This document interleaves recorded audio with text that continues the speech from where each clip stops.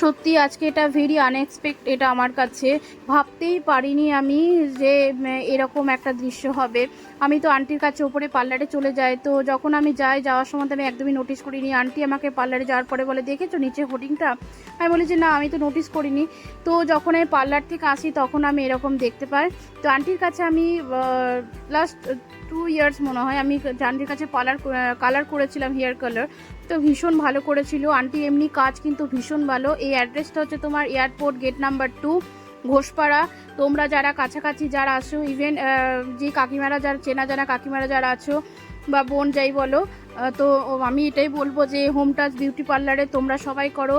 আন্টির কাজ, হাতের কাজ কিন্তু ভীষণ ভালো। যেরকম আইব্রো বলো, হেয়ার স্পা, বডি স্পা, মানে ভীষণ ডিট্যান থেকে শুরু করে, ফেসিয়াল থেকে শুরু করে, ইভেন আইব্রো। আমি কিন্তু ভীষণ খুঁতখুঁতে মানুষ, আমার কোনো পার্লারে কিন্তু আইব্রো আমার একদম পছন্দ না, বাট আন্টি কিন্তু ভীষণ ভালো করে।